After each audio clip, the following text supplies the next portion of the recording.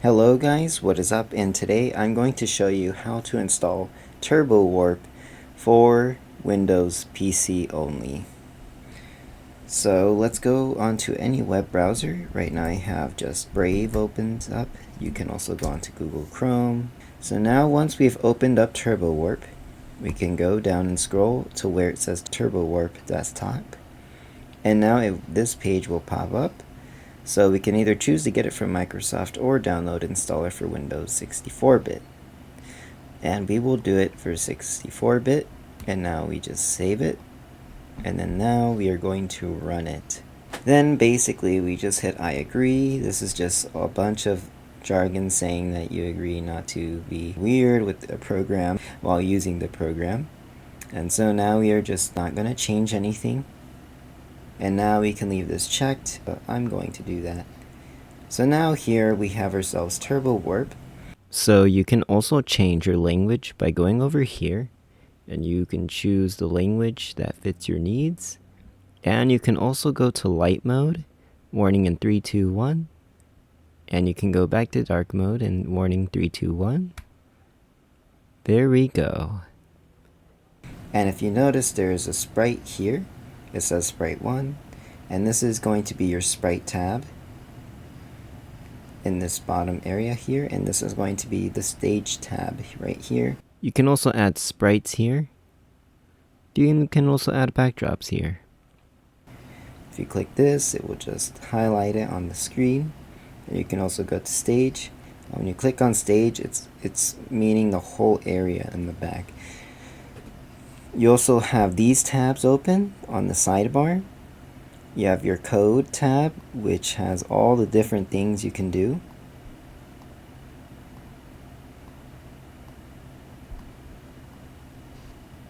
You also have your backdrops. This is also the costumes tab. If you go over to the sprite, notice how it changes the costumes. But notice how it has a different name, backdrops. Backdrops just means the image for the back here.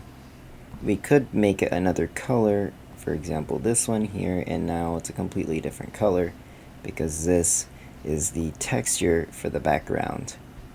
And here now we have ourselves sounds. There are no sounds loaded in, so we can add our own. If you want to add a sound from a library, you can simply just go to choose a sound here at the bottom. I will show it again. Just go into sounds, and then notice how there's a plus sound button here. You can do choose a sound. You can also record. You can also do a surprise, which pulls a random one from the choose a sound. Or you can even upload a file. Supported files are MP3 and .waves. If you need to convert them, there are tools online on how to do that. So let's do a recorded one.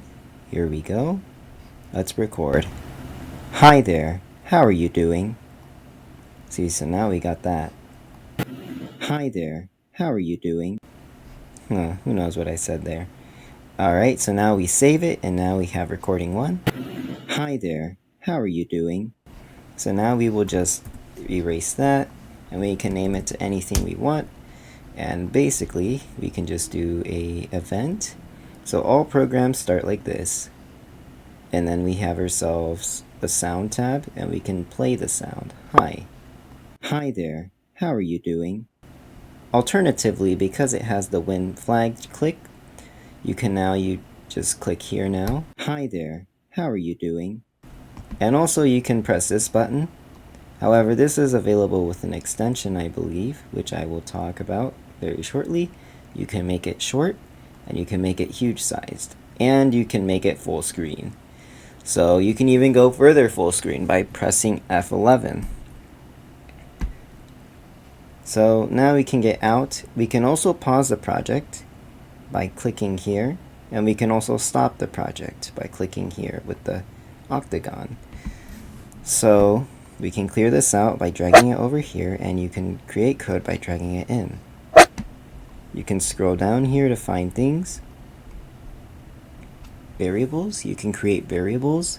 These variables will store values. For example, you can change this by 1, 2, 3, 4, 5, or you can change it by -1, so it decrements, goes back down.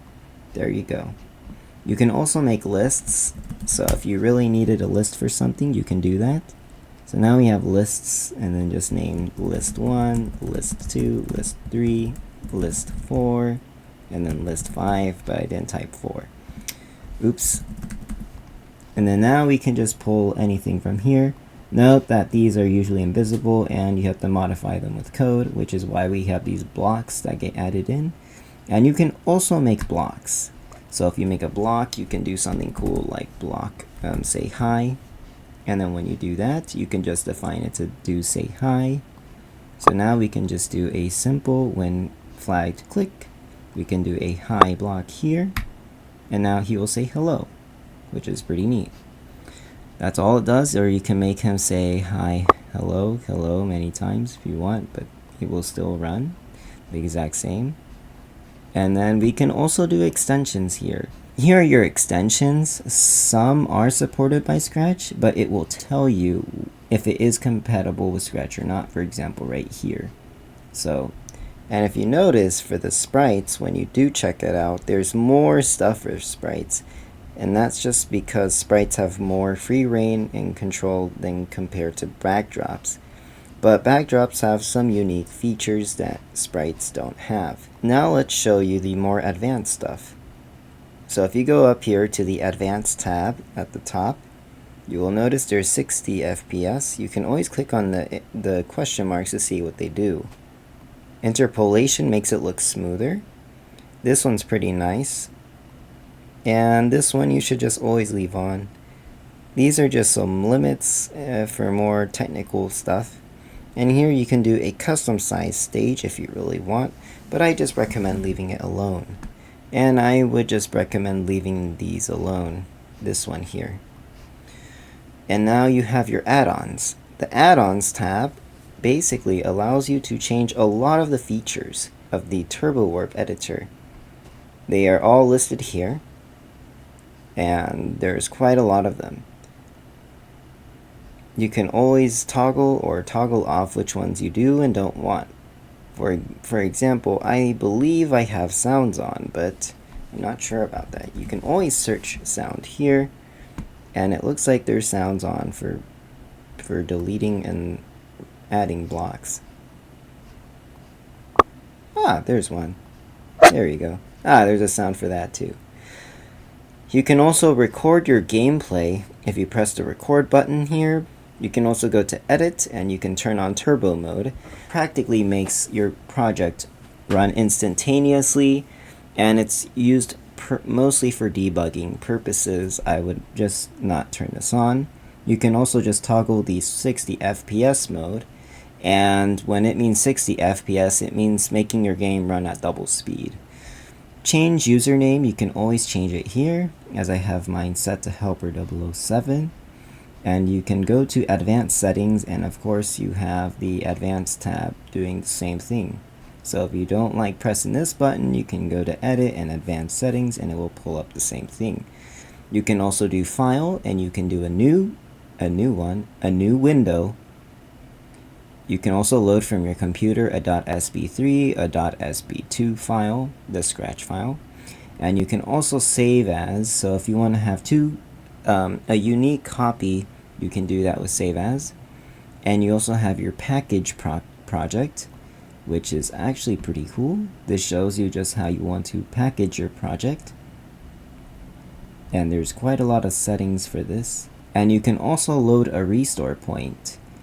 However, this only happens if for some reason the TurboWarp editor crashes for no reason without it having properly saved. So if you want to save your progress, there's a button here at the top right that says save to your computer, and you can do that. You also have this question mark, and it will show you some desktop settings, privacy policy, the about, source code, and donate. And you can always provide feedback by going to TurboWarp feedback. And if you want to change the name of your project, it's right here. You can change it to Awesome Sauce if you really wanted to. So that is just installation and the basic overview of TurboWarp. In the next video, I'll be showing you how to add hats to Cosmo X. Feel free to mess around with the code here and see what you come up with. Thank you for watching, and see you in the next one.